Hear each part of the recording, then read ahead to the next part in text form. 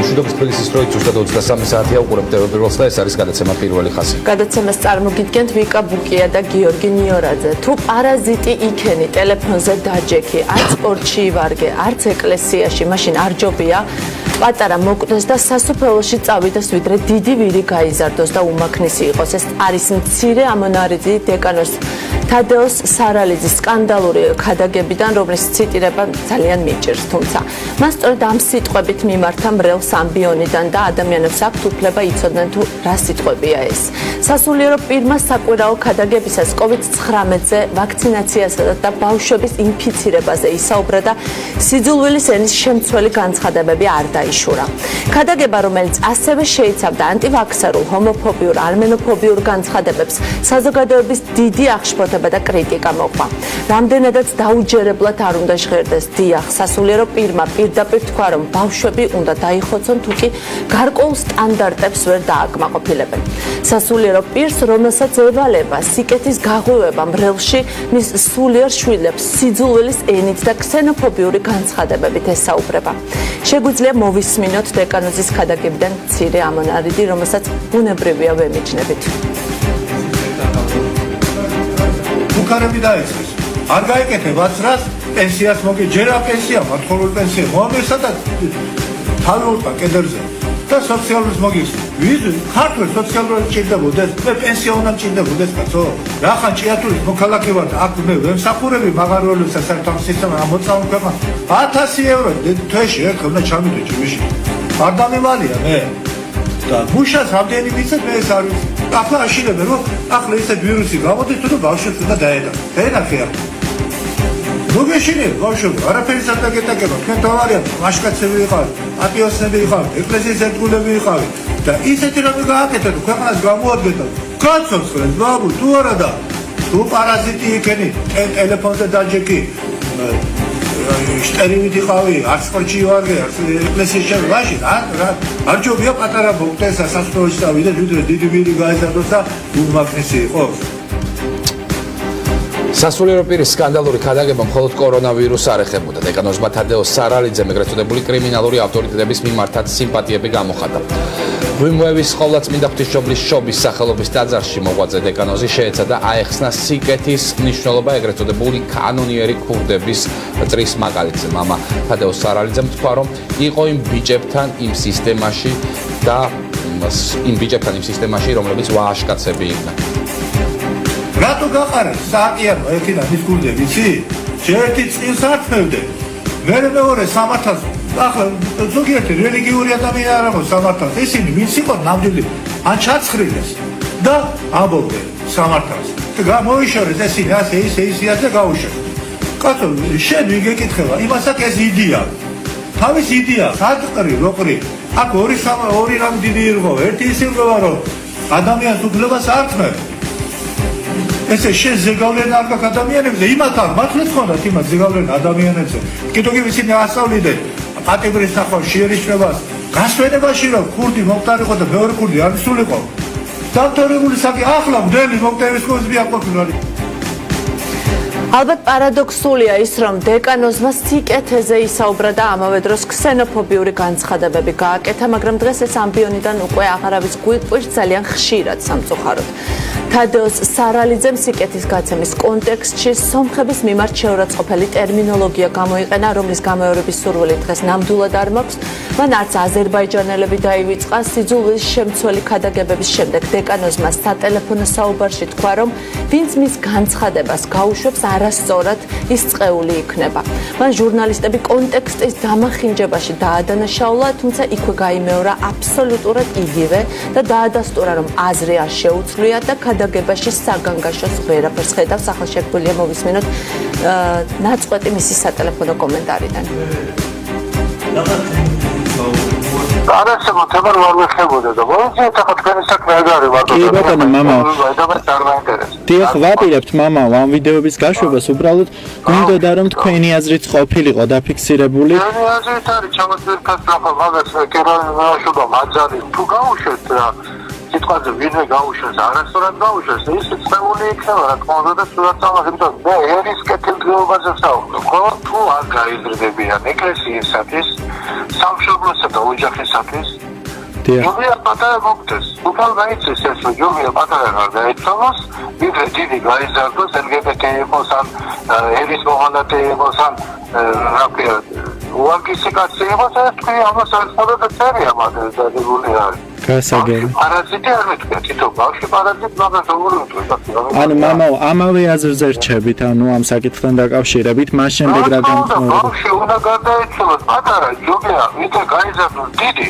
და იყოს ჰიტლერი ინფორმირებული არ არის სწორად როგორ ჩანს მის გადაგებასთან დაკავშირებით ესე ბავშვების გარდაცვალებას რაც შეეხება ბავშვები გარდაცვალება ჯობია ესე იგი ბავშვი ბოროტულად ცუდად გაიზარდოს ცუდად აღიზარდოს და წაწყმდეს დეკანოზი თადეოზი ახლა სასჯელის მოლოდინშია ჭიათურისა და საჩხერის მიტროპოლიტი ამბობს რომ პასუხისგებლობა დეკანოს საეკლესიო კანონის მიხედვით დაეკისრება როგორ აფასებს საზოგადოება სასულიერო პირის ქადაგებას პირველი ხაზის სტუმრები არიან მამა ანდრიას სარია დეკანოზი ილია ჭიღლაძე ასევე შემოგვიერთდებიან თეოლოგი გიორგი ტიკინაშვილი უფლებადამცველი ანა აბაშიძე თეოლოგი და ყოფილი სასულიერო პირი ბასილ კობახიძე უფლებადამცველი გიორგი თაპაკარიც იქნება ჩვენი დღევანდელი გადაცემის სტუმარი და სამოქალაქო აქტივისტი მოგესალმებით ძალიან დიდი მადლობა მინდა მამა ანდრია გადაგიხავთ იმისთვის რომ ხართ ჩვენი გადაცემის სტუმარი მოგესალმებით პირველი შეკითხვა გვექნება თქვენთან ასეთი სასჯელის მოლოდინშიაო და ანუ საპატრიარქო დასჯის და როგორი ტიპის სასჯელი იქნება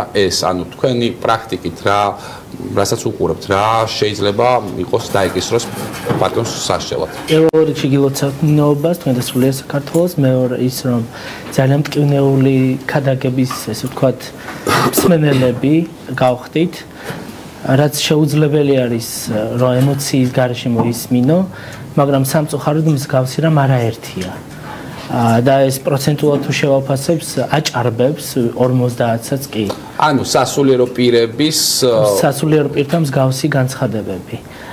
ამას რაც დავარქმევთ ახლა გაუნათლებლობას, შეგნებულ ქადაგებას, მათ შინაგან მრწამს, არა სახარებისეულს, რა თქმა უნდა, არა წმინდა წერილისეულს და არა ეკლესიურს. რაც ზოგადად ჰუმანიზმზე, სიყვარულსა და ზოგადად შემწყნარებლობაზეა დაფუძნებული, ეს არის აგრესიის, ეს არის პიროვნული დაუნდობლობის, შეიძლება ასე ვთქვათ. ჩვენ ვიცით, რომ 90%-ზე მეტი ბავშვები თამაშობენ დღეს იგივე რასაც ეს მამაო ამბობს, მობილურს, მაგრამ იმათგან უმეტესი ძალიან წარმატებული ხალხია, პროცენტულადაც, შეგნებითაც მაგრამ არც ერთი მათგანი არ გამოსულა ჰიტლერი. ამ რიტორიკას საფუძვლად რა უდევს? ანუ რა არის მიზეზი აი ამ ყველაფრის? ამ ყველაფრის მიზეზი პირველად რა ახალისებს ამ აი თავის თავში აი ფსიქოლოგიურად თუ შევხედავთ მის ესე ვთქვათ პიროვნულ პორტრეტს, აქ შეიძლება ითქვას, რომ ეს ადამიანი არაჯანსაღად გამოიყურება ფსიქოლოგიურად, მაპატიოს მსმენელმაც ამას რო ვამბობ, არა შეურაცხყოფის მიზნით, არამედ მისი ცნობიერებიდან გამომდინარე, ვინაიდან ის ქურდულ მენტალიტეტს კარგად მოიხსენიებს. მე მახსენდება იგივე ძველი ქრონიკები და ისტორიები, როცა პატარა ბავშვებს სხვაყლა წირავდნენ და ამას ჩვეულებრივად აღიქვამდნენ, სხვა შეწირვა წარმართულ კულტში მიღებული იყო და იგივეს მაგონებს და არა ქრისტიანულ, ესე ვთქვათ, წამს და წმინდა ნინოს ცხოვრებაზე, როცა გვიწევს საუბარი დღევანდელ დღეზეც, სწორედ წმინდა ნინომ აღკვეთა ეს ერთგვარი კერპის ცნობიერება და ეს მამა ანდრია უკაცრავად შეგაწყვეტინებთ აი ახლა ამ წუთებში საპატრიარქო საზოგადოებასთან ურთიერთობის სამსახური ავრცელებს განცხადებას დეკანოს თადეო სარალიძის შენდობის თხოვნის წერილი Facebook-ზე ქვეყნდება და მე შევეცდები ჩავეკითხო მე დეკანოზი თადეო სარალიძე ვითხოვ შენდობას ჩემი მღვდელმთავარისგან იმის გამო რომ ვიქადაგე ისეთ თემებზე რომლებზეც არ ჰქონდა მისი ლოცვა კურთხევა მოძღვარი უფლებამოსილია ეკლესიაში იქადაგოს მხოლოდ სახარებისა და საეკლესიო დღესასწაულების განმარტებანი ეს ქადაგება რომელიც იყო არაკორექტული გავიდა სოციალურ ქსელში და დიდი შეშფოთება გამოიწვია საზოგადოებაში ვაღიარებ რომ შეცდომები დაშვებული იყო ეროვნული სოციალური და პედაგოგიური კუთხით, რისთვისაც შენდობას ვითხოვ ჩემი პატრიარქისა და მთელი საზოგადოებისგან და ბოლოს წერია რომ წერილი მოწოდებულია ჭიათურისა და საჩხერის ეპარქიის მიერ. ნუ ეს არის პატიებას ითხოვს მამა. როგორ აღვიქვათ ეს განცხადება? ეს შაბლონური განცხადება, რაც მისი ესე ვთქვათ ტექსტებიდან არ ჩანს ეს სინანული, ეს არის მხოლოდ მე ვფიქრობ ზეწოლის შედეგი. იმიტომ რომ საზოგადოებამ ძალიან სწორად შეაფასა და საპატრიარქომმა სწრაფად აღიქვა, რა მოვლენები შეიძლება მოყვეს მსგავს ქადაგებებს, იმიტომ რომ მთელი ეკლესია საფრთხის ქვეშ აღმოჩნდა იმ გაგებით რომ რეალურად თუ არ იქნებოდა რეაგირება, აბსოლუტურად ყველა იდენტურ მდგომარეობაში აღმოჩნდებოდა. აი მე მესმის რომ ახლა თქვენ ფიქრობთ რომ ეს ზეწოლის შედეგია და აქ არა, იმიტომ რომ ჩვენ გვაქვს სატელეფონო კომენტარი, სადაც აბსოლუტურად იგივეს ამბობდა მამაო, მაგრამ ხომ არ ფიქრობთ რომ ეს განცხადება შეიძლება იყოს რაღაც დადებითი, ასე ვთქვათ, ბიძგი, რომ არ მივიღოთ თუნდაც მსგავსი ტიპის რიტორიკა ამბიონიდან. გეტყვით რომ საპატრიარქოს აარიდებს ხიფას და კონკრეტულად ეპისკოპოს პასუხისმგებლობას, რისგან მაინც ვერ თავისუფლდება, მაგრამ მეორე მხრივ აქ ჩვენთვის ვალდებულება მისი ფსიქოტიპი, მას ადამიანებთან უწევს ურთიერთობა. შეიძლება ეს ყოველდღიურ ჩანაწერებში არ აისახოს, მაგრამ მას აქვს ეს მენტალიტეტი, რომელიც ერთ დღეში არ იცვლება. ერთი სიტყვით არ იცვლება. ეს ქმედებებში აისახება და მისი ქმედებები ცალსახა იყო, იმიტომ რომ დროშია გამოცდილი მისი ცნობიერება, ქურდულ მენტალიტეტზე, კაფიო აზრი აქვს, არმენოფობიური განცხადებები რაც იყო ზოგადად, ეს ჩვენი ძალიან საშიში განცხადებები და არა მხოლოდ მისი, ზოგადად აი რო შევხედოთ, ეს თითქოს და ერებს შორის არა მხოლოდ საქართველოს, ძალიან ბევრ ქვეყნებსაც ახასიათებს ეს ხუმრობითი ერთმანეთისადმი ესეთი გამოდნათქვამები, რომელიც მე ერში მკვიდრდება და აგრესიის სახეს იძენს და მამაოს მსგავსი ქადაგებები, ეს არ არის პირველი, ძალიან ბევრი ადამიანისგან მოისმენთ იგივე ხუმრობით, თითქოს ანეკდოტურ ესე თქვა ცნობებს ერებზე. ეს არის ფარული აგრესია. ეს არ შეიძლება იგივე ბავშვებში წახალისებული იყოს. ამას თავიდან აღკვეთა უნდა, იმიტომ რომ ეს არის ძალადობრივი აქტი ცნობიერებაზე. მოდით დეკანოს ილია ჭიღლაძესთან გადავიდეთ. მოგესალმებით, დიდი მადლობა რომ იღებთ გადაცემაში მონაწილეობას. აი საპატრიარქო ავრცელებს განცხადებას, სადაც სინანულს გამოთქვავს დეკანოზი მისი ქადაგების მიმართ. თქვენ როგორ მიგაჩნიათ, ეს არის მისი გულწრფელის სინანულის გამომხატველი წერილი თუ მას საპატრიარქომ აიძულა რომ მსგავსი ტიპის წერილი დაეწერა? მოგესალმებით, გილოცავთ ნინობას და მრავალთა ესწავლით. იმედია ხმა კარგად ისმის ჩემ. კი, ისმის თქვენი ხმა.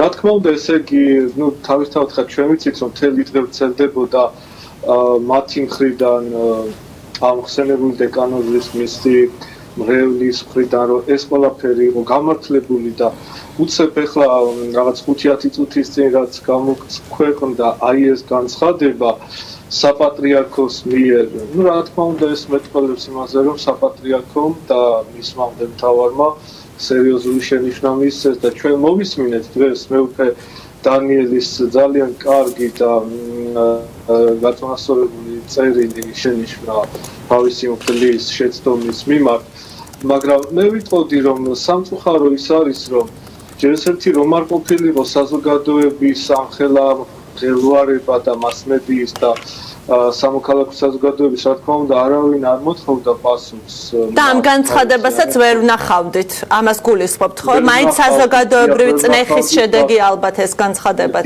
დიახ და მე დავამატებდი ასევე რომ უბედურება ის რომ აი ასეთი დამახინჯებული ქრისტიანობა დაბიოდა სახარებისეული სულისაგან დაცლილი ქადაგებები საუბედუროდ ეს ერთეული შემთხვევა არ არის. ეს ვთქვათ არ არის მარტო მამათა დეოზის პრობლემა, ეს არის საყოველთაო პრობლემა საქართველოს ეკლესიაში. და ეს მეტყველებს იმაზე რომ ჩვენ გვჭირდება სამღვდელოების დიდი გადამზადება. ეს ცოდნის კუთხითაც, მეტყველების კუთხითაც ზაობა იქნება აი გადამზადებაზე, როდესაც საუბრობთ და მაგალითად აი დეკანოს თადეოსთან რომ მისულიყო ვინმე რომ თქვენ უნდა გადაგამზადოთ უფრო მეტი უნარი შეგძინოთ, თუნდაც უფრო მეტად შემწყნარებელი რომ გახდეთ. ასე რომ მივიდეს ამ აღნიშნულ დეკანოსთან ვინმე სასულიერო პირი, თქვენ როგორ ფიქრობთ ის თანხმობას განაცხადებს რომ მე მჭირდება გადამზადება და მივა მაგალითად გადამზადების კურსი ან ტრენინგზე დაჯდება? თუ ეს იქნება პატრიარქის და მისი მდელმთავრის მიტროპოლიტის ბრძანება და კურთხევა, რა თქმა უნდა, ის ამას გააკეთებს. როგორც აი 5 წუთის წინ გამოქვეყნდა მისი სახელით ეს წერილი, ასე რომ თუმცა აი ამ 5 წუთის გამოქვეყნებულ წერილში აი მე პირადად უბრალოდ ჩემი აზრი მინდა და ავაფიქსირო დეკანოზი ამბიონზე როდესაც იდგა ბევრად უფრო დამაჯერებელი და გულწრფელი მეჩვენებოდა მე ვიდრე ამ წერილში. უბრალოდ ეს ჩემი აზრია და მე არავის არ გამში მხოლოდ ჩემს აზრს ანუ იქ უფრო ავთენტური ბევრად უფრო ჩემთვის დამაჯერებელი იყო დეკანოზი ამბიონზე, რომელიც აი ამ სიძულვილის მარასმს ბოდიში უკაცრავად აღალვებული ვარ ამ სიძულვილის ენით გადაგებდა ვიდრე აი ამ წერილში რომელიც საპატრიარქომ გამოქვეყნდა. აი გადამზადება ახსენეთ, ალბათ ბევრს გაუჩნდება კითხვა, აი რაში გადამზადება? ჩვენ ხო ძალიან ისეთ საბაზისო რაღაცებზე ვსაუბრობთ ხო, რომ აი ბავშვები უნდა დაიხოცონ თუ კი გარკვეულ სტანდარტებს ვერ აკმაყოფილებენ. აი ამაში უნდა გადავამზადოთ, რომ ასეთი სიძულვილით არის საუბრონ ბავშვებზე და სხვადასხვა თემზე. რა თქმა უნდა, არის ასევე სამისიონერო, საფრთხისმეტყველო დარგი არის. როგორი მეთყველოს მგდელმა, როგორი ქადაგოს მგდელმა. ხა ჯერ კიდევ მოციქული პავლე ამბობდა პირველ საუკუნეში წარმართი ვიყავი იუდეველთან იუდეველი, რომ ისინი ქრისტესთვის შემეძინავ. ანუ მათ იმათ ენაზე ველაპარაკებოდი, რომელი ენაც იყო მათთვის მისაღები, რომ გაიაზრებინათო ჩემი ნათქვამი.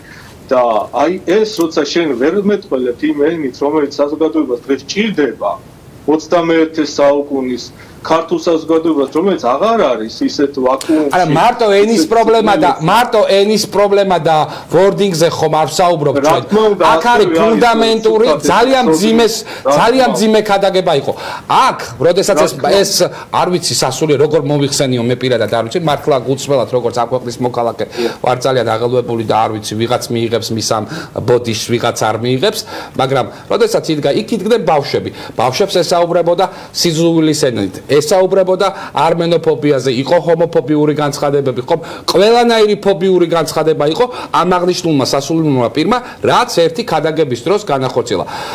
ეგრეთ წოდებული კანონიერი ქურდები, ეგრეთ წოდებული კანონიერი ქურდები, ანუ კრიმინალური, თქვათ, რომ კრიმინალის რომანტიზირება მოახდინა და ეს ბავშვები, რომლისთვისაც ეს მამაო ავტორიტეტია, ხო წავლენ და კარიერა შეიქმნებიან მაგალითად კანონიერი ქურდების მოუნდებათ რომ გახდნენ, ხო? ეს არის ძალიან დიდი დანაშაული და მარტო ჩემი აზრით ერთი ბოდიში ამას პერუშველის და ხო, ანუ არ ვიცი თქვენ რას ფიქრობთ ამასთან დაკავშირებით. მე პირადად ეხლა მე რომ მდელმთავარი ვიყო და ჩემ ხელმწიფეების ქვეშ იყოს, რა თქმა უნდა, მდელმოქმედების შეჩერება, ქადაგების შეჩერება ეს აუცილებელია და აუცილებელია ვიმეორებ მისთვის ვაიძულოთ სწავლა დაწყებული სახარებით, დამთავრებული ეთიკური მეტყველებით.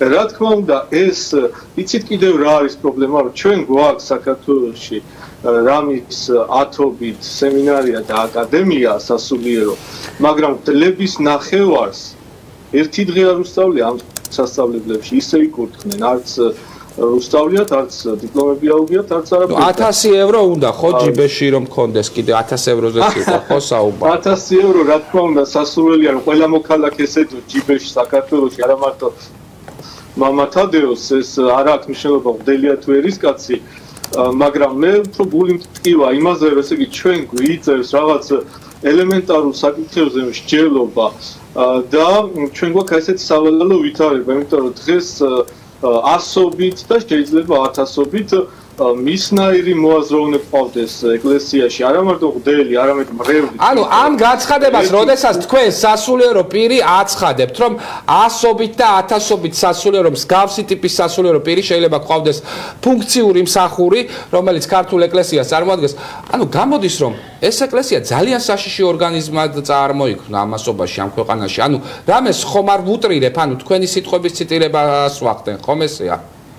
ანუ მე არაერთხელ მითქვა სულიერი მოძღვარი, რომელიც განათლებას აძლევს მრევლს. მრევლის საკმაოდ დიდია, ხომ? მართლმადიდებლურ ეკლესიაში დიდი მრევლია. მსგავსი ტიპის ქადაგებებს, როდესაც ისმენენ ეს ადამიანები ამბიონიდან და მათთვის მამაო არის ერთ-ერთი ავტორიტეტი, ხომ? ისინი ამაზრზე დარჩებიან, ბუნებრივია. მე სხვა დიახ, გეთანხმებით, მე მეცაც გეტყვით, რომ ჩვენ ერში ეს მასობრივი ზიზღი და ქსენოფობია რაც არის დაბუდებული, რა თქმა უნდა, ეს ძირითადად არის რატომ არასწორად ნაკადაგები ქრისტიანობის შედეგი, თორე სწორად რომ გვექადაგა ქრისტიანობა დღეს ასე ხარ იქნებოდა, რომ ქვეყანაში სადაც პირველ ადგილზე ავტორიტეტით დგას ეკლესია, საპატრიარქო, პატრიარქი, სასულიერო პირი და ამ დროს ქვეყანაში ასეთი მაღალია მკვლელობები, ქსენოფობიური ქცევები და ასე შემდეგ, ხო, იქ რაღაც ეთნიკური ნიშნით მკვლელობა, სექსუალური ნიშნით მკვლელობა, ასე შემდეგ და მარტო მკვლელობები ხო არა, იქ უკვე სხვა თემები, ხო, როგორიც არის სიძულვილის ენა, ცემა, შეურაცხყოფა.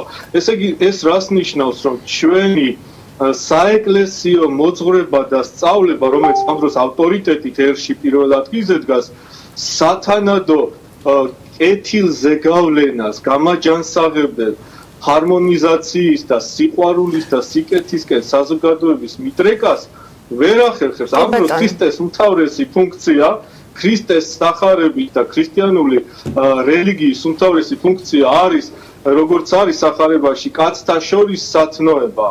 დიდი მადლობა. ეხლა მამა ანდრეასთან გადავალთ შემდეგი კითხვით. აი ხომ არ ფიქრობთ, რომ შეიძლება ეს კუთხეც დავინახოთ, რომ აი ეს განცხადება და ეს ზეწოლა არის შედეგი იმისა, რომ მიუხედავად იმისა, რომ სხვა იყო აი ამ სიძულვილის ადრესატი პირველ რიგში სწორედ სასულიერო პირების დისკრედიტაციას ეწევა. ასეთი ტიპის განცხადება, ეს რიტორიკა და ძალიან სახიფათოა ისევ და ისევ ეკლესიისთვის. მე ძალიან ბევრი რამ დავინახე. თვით გადარჩენის ინსტინქტი იყო ახლა ეს განცხადება და თვლით თუ არა რომ ეს კონტექსტი აქვს მექანიზმი ჩვენ გვინდა სწორედ რომ ეს ეპარქიული კრება და ზოგადად საეკლესიო კრება მუშაობდეს და თუ მსგავს სანქციონებებს გააგრძელებენ და მხოლოდ ამით არ შემოიფარგლებიან და მომავალში ამას გააგრძელება მოყვება ეს კარგია ერთის მხრივ მაგრამ მხოლოდ ამაზე არ უნდა შეჩერდნენ მეორე იმიტომ რომ მას აქვს უამრავ ადამიანთან ურთიერთობა და ასევე უნდა ითქვას რომ მან კრიმინალები მხოლოდ იმიტომ არ ახსენა რომ მისტერის აქვს ფინანსური დაინტერესება თქვენ იცით რომ კრიმინალურ სამყაროში ზოგადად სასულიერო პირებს ძალიან დიდი ესე ვთქვათ პატევი აქვს და ფინანსური ესე ვთქვათ ბენეფიტებიც აქვს ეს არის ძალიან საინტერესო აქ მეორე მხრივ ის ძალიან ისე მყარად 1000 ევროზე ამახვილებს ყურადღებას რომელიც შესაძლოა მართლმადიდებლებისგან საერთოდ არ მოდის და რაღაც ორგანიზაციას თხოვს, რომლებიც თავისიანით რო ვთქვათ, ბავშვობაში უკვე მკვდარი უნდა იყვნენ და წესით მათ ფულს აღარ უნდა თხოვდეს.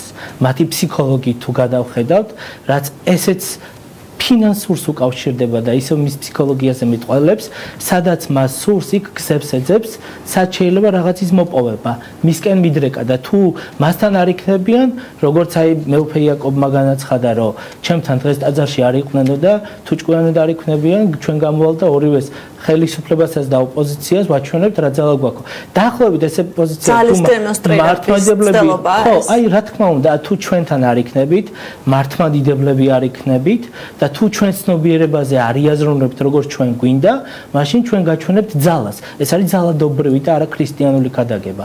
ასე არც ერთი ქრისტიანი არ ქადაგებს, ეს არის მხოლოდ ინსტიტუციური. თუმცა ქადაგებს ბევრი და თქვენ კონკრეტული ციფრით დაიწყეთ სხვათა შორის საუბარი, აი ეს ციფრი რის საფუძველზე გაქვთ რაიმე კვლევის მონაცემია? ვინაიდან ამ წიაღში გავიზარდე, სემინარი აკადემია დავამთავრე და ვიცი რა როგორ აზროვნებენ იგივე სემინარის სტუდენტები, რა არის მათი მთავარი мотиваცია. ყველაზე ვერ ვიტყვი, მადლობა ბასილ კობახიძეს, რომ ამ თემების წამოწევა მოახდინა მან და მას უნდა უმადლოდეთ, რომ ამ ქადაგებებს აქცევს ის ყურადღება სასულიერო პირის მახინჯ ქადაგებებს და სწორედ მან წამოწია და ის წამოწევს, მე დარწმუნებული ვარ, იგივე სასულიერო პირთა კოლოსალურს,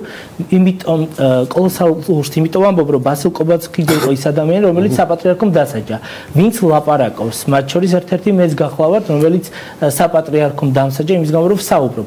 საპატრიარქოს უნდა ისეთი ადამიანები, რომლებიც იქადაგებენ და მე ვიცი ასეთები, ვინც ფულზე ქადაგებენ, რომლებიც მხოლოდ აი ესეთი როგორ ვთქვათ, მხოლოდ მაცნობიერებაზე გადმოყვანას ფიქრობენ და ესეთი სასულიერო პირები ძალიან ბევრია. ძალიან ბევრი. და ბოლო შეკითხვით მინდა მოგმართოთ. არ ვიცი, აი, როდესაც არ ვთქვათ, დასჯაზე იყო საუბარი, ხო, არ მიყვარს ეს სიტყვა, საერთოდ აი ეს დასჯა, ძალიან ჩემთვის არ მიყვარს ეს სიტყვა, მაგრამ ნუ არ ვიცი. აყვეთა, მოდი ასე ვთქვათ რაღაცთან. ჩემი შეხედულებით, ანუ არ ვიცი, საეკლესიო ხომ იყვნენ რაღაცა ის მსახურებაში და მორჩილებაში რო იყვნენ, საერთოდ პირს რო არ აღებდნენ სასულიერო პირები. დუმარენი. დუმარ. ეს ადამიანი თუ ამ ეკლესიაში დარჩება, ჩემი შეხედულებაა და რა ვიცი, მე მართლმადიდებელი ვარ. და მინდა რომ იყოს მდუმარე და არასდროს მისი ბაგერიდან და ამბიონიდან არაფერი არ ითქვას, იმიტომ რომ აი საშიში ხო, მდუმარე ბერი გახდეს და იქნება ძალიან კარგი. არის სასულიერო პირთა უმრავლესობას, რომლებიც ლაპარაკი ჩაოლობენ ფულს და ეს შეუძლებელია, მოდი ესე ვთქვათ და არის სასულიერო პირთა ის კონტინგენტი, რომელიც ღმერთზე საუბრობს და ადამიანებს აკავშირებს პირდაპირ ნამდვილად, მაგრამ ეს არის 1 და 2. შეიძლება ითქვას ერთეული ადამიანები. და ციფრს პირდაპირ, იმიტომ ვამბობ, ვიცი მათი ცნობიერების შესახებ, თუ ვინმე მიცის ერთ-ერთი მე ვარ, იმიტომ რომ ვერ იტყვიან, მე მათ არ ვიცნობ. მე კარგად ვიცნობ. მადლობა.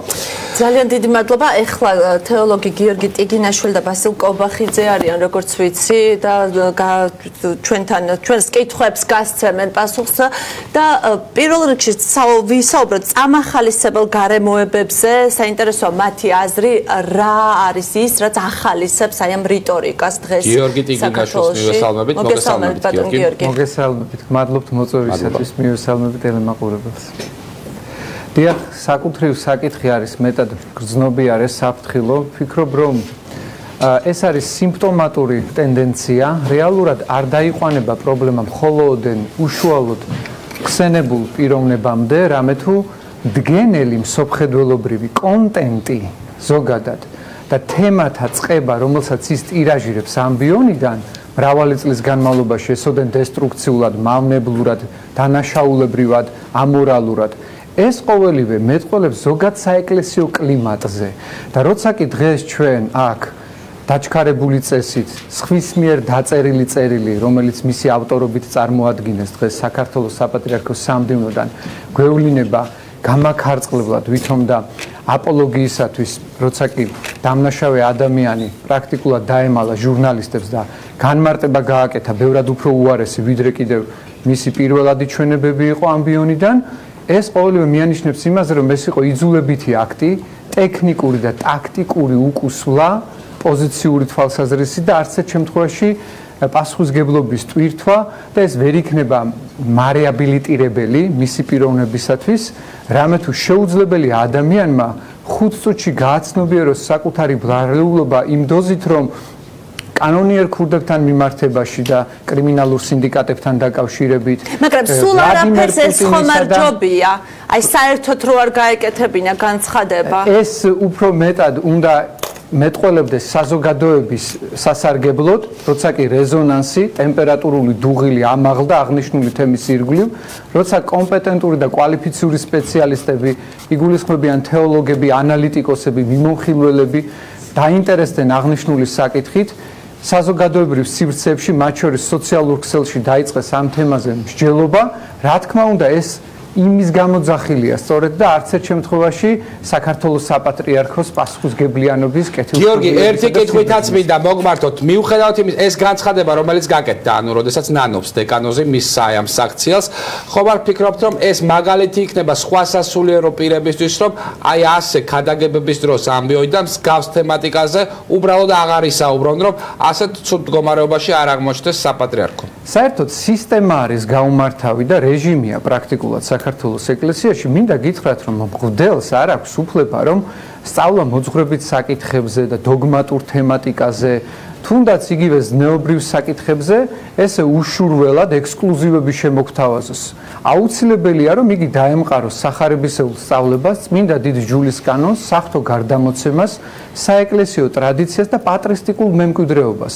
და ჩვენ საუბედუროდ არ ყავს ისეთი კვალიფიციური, კომპეტენტური, გათვითცნობიერებული და განათლებული სამღვდელოება, ამავდროულად ისინი მორალურად პრობლემურები არიან და ხედავთ სახეზე, რომ ფსიქიკურ აშლილობებსაც აქვს სხვადასხვა ფორმები, მათ შორის ამდენად პრობლემა არის საკადრო პოლიტიკაში, იდეოლოგიზებაში რწმენისა, მდგენელში, რომელიც ქმნის ამინს ეკლესიაში. სასულიერო პირთა შერჩევის კრიტერიუმები, პარამეტრები და სტანდარტები უნდა გადაიხედოს. და იცით რატომ არის ასეთი რეზონანსი დღეს? იმიტომ რომ თანამედროვე ტექნოლოგიებს ეკლესიამ იგულისხმება ადმინისტრაცია, ორგანიზაციული ნაწილი და მენეჯმენტი, რასაკვირველია და არა მისტიკური სავსება. მე არ ვეხები ეკლესიის ცნებას. მე ვგულისხმობ სამღვდელო დას და ეპისკოპატს, მათ ვერ აუღოს ალღო თანამედროვე გამოწვევებს. თუ კი მანამდე ჩუმათდებოდა, საიდუმლოებით მოცული ხდებოდა, გრიფიედებოდა მათ ქმედებებს და მათ მხოლოდ დღემდე აინტერესებთ ორადორის საკითხი, ქონებრივი გადანაწილება, გავლენის სფეროები და შესაბამისად ძალაუფლებით ტკბობა და ტრიუმფალიზმი და აქვთ სამი პოზა: ყრუდუმილი, კაცრი ჩაკეტილობა და მოიერიშე დომინანტობა. ჩვენ ხედავთ, რომ ისინი აკეთებენ პოლიტიკური შინაარსის განცხადებებსაც, რაც მათ პრეროგატივას აჭარბებს. ეს არ არის ეკლესიის ონტოლოგიური ბუნებისათვის მახასიათებელი, ასე ვთქვათ, ღირებულება. შესაბამისად, საქართველოს საპატრიარქოს სჭირდება რეფლექსია, მაგრამ ისინი ვერასდროს ვერ უმკურნალებენ ვერცერთ პრობლემას, თუკი გადაგორებით შემოიფარგლენ პრობლემის და არა აღიარეს. დიდი მადლობა ბასილ კობახიძეს მოусმენთ ახლა ბატონ ბასილ მოგესალმებით, დიდი მადლობა რომ იღებთ მონაწილეობას ჩვენს გადაცემაში და ახლა ჩვენ გიორგიმ წაიკითხა ის ამონარიდი, როგორ გამოთქვამ სინანულს, აი ამ განცხადებების ავტორი და ვსაუბრობთ რამდენად გულწრფელია ის თუ არა, მაგრამ აი ამ კონტექსტს რომ შევეშვათ, როგორ ფიქრობთ, მაინც საზოგადოების მკაცრი რეაქცია მოყვა ხო აი ამ ყველაფერს და როგორ ფიქრობთ, თავარი ეს არის, რომ ამ რეაქციას მაინც მოყვა რაღაცა ტიპის შედეგი. არ აქვს მნიშვნელობა გულწრფელია ის თუ არა. სავარაუდოდ არ არის. როგორც ჩვენი კოლმეურნეობის თავმჯდომარე იყო და გვარს არ დავასახელებ, საპატრიარქომ ტრიუკი გააკეთა, დააწერინა ეს წერილი დემაგოგიური და ფარისეულური, იმიტომ რომ საპატრიარქოს პოზიცია თავიდანვე იყო, რომ ჩაეფარცხა ეს საქმე, ისედაც ჩაფარცხავდა, მაგრამ მედიამ ივაშკაცა ეს დღეები, ამიტომაც შეშფოთდა საპატრიარქო და ასე ვთქვათ, დააწერინა აბსოლუტურად ისეთი წერილი, რომელიც არის დაცინვა საზოგადოების, ხო? ერთ ხადაგებაში მამა თადეუსმა მთელი თაიგული წარმოადგინა სომეხთა მოძულეობის, ებრაელთა მოძულეობის, ქალების, ბავშვების, ქურდები ადი და ძალიან მნიშვნელოვანია, რომ დღეს ჰოლოკოსტის საერთაშორისო დღეც არის, ხო? 27 იანვარი. ჰოლოკოსტის საერთაშორისო დღე და ეს მე როგორც ზუსტად აღნიშნეს მამა ანდრიამ და გიორგი ტიგინაშვილმა და მე ვიცი დაახლოებით 15 წელია რომ ეს კაცი მამა თადეუსი ამას გადაგებს ყოველ კვირას. მაგრამ ბოდიში არ მოგვისმენია მისგან ყოველ შემთხვევაში. დღეს ხომ დაადასტურა რომ უნდა დაიხოცონო ბავშვებიო. დაადასტურა ასევე ჭიათურელმა ახალგაზრდამ გუდელმა გიორგი შუკაკიძემ რომ კი ბავშვები უნდა დაიხოცონ და ყველაზე კატასტროფა და საშინელება რომ მრევლის წევრი ქალები თვითონ დედები ამბობენ რომ კი ეს მართალია და ჩვენ ვეთანხმებით. ჩვენ იქ ვნახეთ თუ როგორ უხეშად მოექცენ ჟურნალისტებს ანუ თელ საზოგადოებას როცა მიარტყეს კიდევაც მრევლის ერთმა ვაშკაცმა აი ესე ასე დღეში ხავთ მრევლის სასულიერო პირებს და ეს არის კონკრეტულად მიტროპოლიტი დანიელის ასე ვთქვათ გავემეორებ ტრიუკი რომ ამით საზოგადოებამ თავი მოითხოვოს და არ უნდა მოითხოვოს თავი საზოგადოებამ ამ რაღაცა საცოდავი წერილით აუცილებლად უნდა აეგზავნოს დემოქმედება მამა თადეუსაც, მამა გიორგი შუკაკიძესაც და პრობლემა როგორც გიორგი ტეგინაშვილმა ზუსტად აღნიშნა არ არის თადეუს სარალიძე მარტო მთელ საქართველოში ხადაგებენ ამას აი ბავშვთმოძულეობა რო ავიღოთ რატომაც ერთჩიან ბავშვს უკვე 20 წელიწადია 20 წლის წინ მიიღეს ესეთი დადგენილება რომ მოუნათლავად გარდაცვლილი შვილები ჯოჯოხეთში მიდიან თავის დროზე საშობაო ეპისტოლე ხომ არ იყო ამის წამახალისებელი როგორ ფიქრობთ მოგვიანებით იყო ზუსტად საშობაო ეპისტოლე თვითონ პატრიარქი მეოფეები ხადაგებენ რომ სუროგატი დედის მიერ გაჩენილი შვილები უბედურები იქნებიან ჯვარდაუწერელი ასევე ხელოვნური განაყოფიერებით გაჩენილები უბედო რაღაცა ეს ბავშვთმოძულეობა ჩემთვისაც აუხსნელი რამეა და უამრავი მღვდელი ხადაგებს ამას. ეს არის მე ვიცნობ ორ სასულიერო პირს, რომელსაც ინვიტრო განაყოფიერებით ხავს შვილები, უბრალოდ ეხა ბუნებრივად ვერ დავასახელებთ, მაგრამ ისეთ სასულიერო პირებიც აჩენენ ხელოვნური განაყოფიერებით შვილებს. ხო და პრობლემა არის რომ ის სასულიერო პირი, როცა ჟურნალისტი მივა თქვენ მიხვალთ და ასეთ კითხვას დაუსვამთ, ის გაიმეორებს საპატრიარქოს ამცნებელებს რომ ხო უბედური იქნება და ასე შემდეგ. აი ესეთი არის შეშინებულები არიან თორე რამდენიმე მღვდელი არის მღვდლები რომლებიც ამ საშინელებას მეშებიან ხედავენ და მე ხა დავასახელებ მე შემილია თქვენ მაშინ რამდენიმე ის წავიკითხო სია აი მაგალითად დეკანოზი ბასილ ახვლედიანი ჩემი სეხნია ესეც არის ინტერნეტში ხადაგებს რომ თუ შვილი ცუდად იქცევა დედამ უნდა შესთხოვოს ღმერთს რომ ეს შვილი მოკლას ანუ ეს რაღაცა უჩვეულო კი არ არის ჩვენი ეკლესიისათვის იმიტომაც არის რომ მრევლს არაფერი არ გაუკვირდა მრევლს მედიის და საზოგადოების აღშფოთება უკვირს იმიტომ რომ მიაჩვიეს უკვე ასე ქადაგებას ეს მიაჩნიათ ჩვეულებრივ რამედ.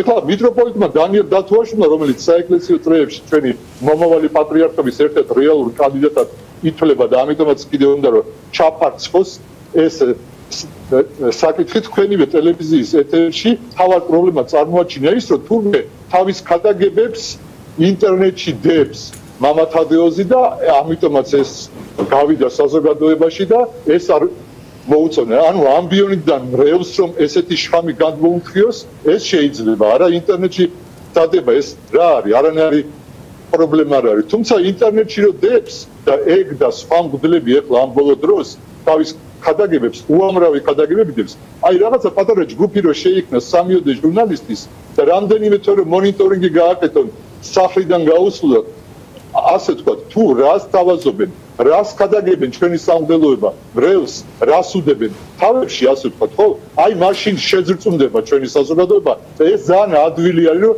გაკეთდეს ეს და ნახოს გასა ბოლომდე აიხედოს თვალი ჩვენ საზოგადოებას თუ რა დღეში ძალიან დიდი მადლობა გვინდა გადაგიხავთ იმისთვის რომ იყავით ჩვენ განაცემის სტუმარი აუჯერებელია რომ ამაზე ვსაუბრობ ხო ისე დაღწყოვლიან დღეს შენც მეც და ალბათ ჩვენი განაცემის ყველა სტუმარი გითხრას შემოგვითვალეს სატელეფონო ჩართვაში ვინც გაუშვათ დამახინჯებული ეს არაფერი არა იმედი მაქვს აშინებენ ხალხს იმედი მაქვს ძალიან დიდი თუ გაუშვებთო დამახინჯებული კონტექსტითო ჩვენს ასე ვთქვათ ჩვენს ქადაგებას დაიწყებლებითო და იქვე გაიმეორა ზუსტად იგივე ბავშვებთან მიმართებაში რომ გამეორება არ მინდა ღია ეთერში და ციტირება სკულპტურულად ყოფილიყო წყალებში როგორც ის მოხმობთ სიტყვა სიტყვით გადმოვიტანეთ ყველაფერი ვერბალურ ნაწილში როგორ თქვა ხუმრობით აუჯერებელია